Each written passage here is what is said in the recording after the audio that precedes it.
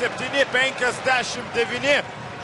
Taigi, gerbimi Sport 1 televizijos žiūrovai, tačiau metas pradėti šio mačo ir šio sezono apibendrinimą šioms dviems komandoms. Jis baigsis po mažiau nei 2 minučių. Kauno Žalgiris tuoj pat taps Lietuvos krepšinio lygos 20-ojo sezono čempionu ir tą klubo istorijoje padarys 15 kartą.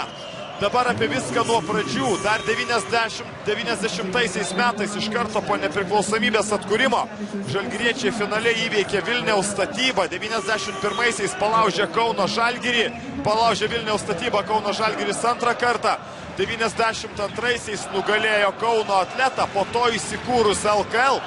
94-aisiais įveiktas Atletas. 95-aisiais ir 96-aisiais taip pat ši Kauno komanda buvo nugalėta superfinale. 97-aisiais žalgiriečiai įveikė Plungės Olimpą. 98-aisiais vėl Kauno Atletą.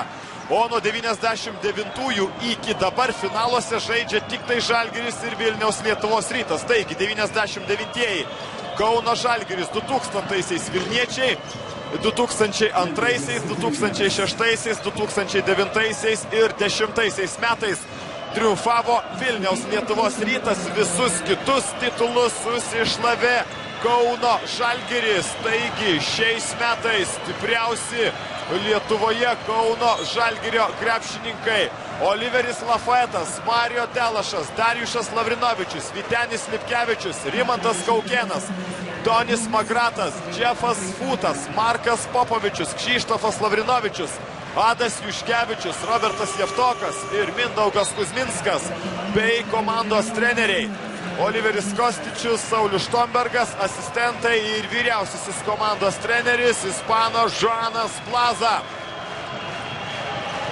Na, o aš Kauno Žalgirio komandos fanams noriu pranešti, kad žalgiriečiai grįžta į Kauną iš karto po šio susitikimo ir maždaug 11 valandą laukia jūsų prie Kauno rotušės, tam, kad būtų galima atlikti sveikinimo ceremoniją. Na, o po to antroji sveikinimo dalis iki paryčių tęsis Modžio Lauč naktinėme bare, kurio adresas yra Putvinskio gatvė 50.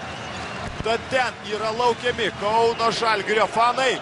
Dar sykį priminsiu, rotušėje veiksmo pradžia maždaug apie 11 valandą. Galbūt komanda šiek tiek pavėluos atvykti iš Vilniaus. Tačiau laukite savo ekipos ir švęskite kartu.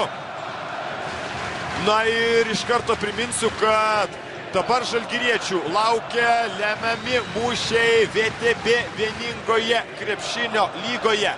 Jau gegužės 15 dieną Kauno ekipa pradeda ketvirtfinalio seriją iki 4 pergalių su Nižnij Novgorodo klubu.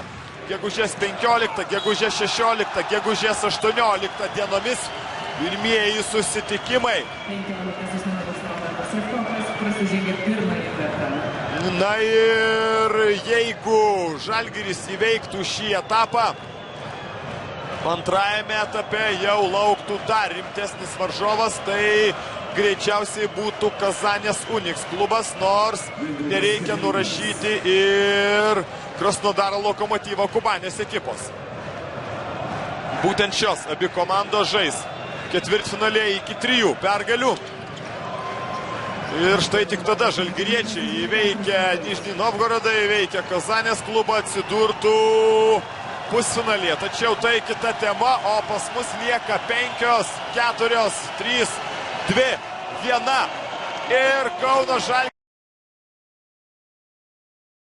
triumfas 83-65. Dar viena laikinosios sostinės komandos pergalė ir dar viena sausai 4-0 laimėta finalo serija 83-65.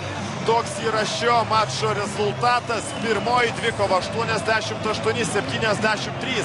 Antrasis mačas 77-71.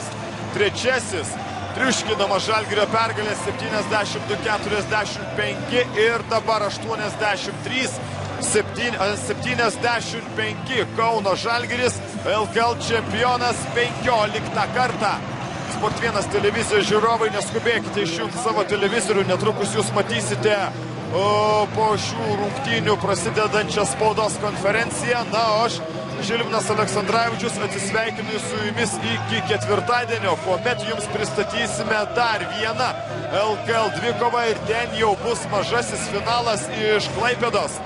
Vietos Neptūnas bandys iškovoti trečiąją pergalę ir tapti bronzinę Lietuvos komandą, jeigu pavyks įveikti Prienų krepšininkus, o čia dar kartą galime pasigražėti Kauno Žalgirio komandos triumfų. Labai norėtųsi, kad geriausi žalgiriečiai Darijušas Lavrinovičius, Kšištofas Lavrinovičius, Robertas Jevtokas, veteranai dar turi parako, taip pat ir Rimantas Kaukėnas liktų kitais metais Kauno ekipoje, sulauktų dar brandesnio Mindaugo Kuzminsko, Ado Juškevičiaus, Vytenio Lipkevičiaus, Mario Delašo žaidimo ir sugebėtų nužengti dar toliau Eurolygoje, sugebėtų vėl sėkmingai žaisti VTB lygoje, na ir žinoma, taptų dar kartą stipriausia komanda Lietuvoje. To paties norisi palinkėti ir Vilniaus Lietuvos Ryto komandai, kad būtų intriga stipriausiame Lietuvos krepšinio čempionate, kad vėl turėtume dvi komandas Eurolygoje ir VTB vieningoje krepšinio lygoje ir kad šios abi ekipos būtų tos, iš kurių daugiausiai krepšininkų ateina į Lietuvos vyrų reprezentacinę krepšinio rinktinę. Na, o Vilniaus Lietuvos Ryto krepšininkams, kurie bus pakviesti Jono Kazlausko vadovaujamą rinktinę, norisi palinkėti sėkmės Europos čempionate Slovenijoje, Kauno žalgiriečiams iki sezono pabaigos sėkmingų mačų VTB vieningoje krepšinio lygoje. Tad šį vakarą viskas. O Žilvinas Aleksandravičius dėkoju už dėmesį ir atsisveikinu iki kito karto. Likite sveiki.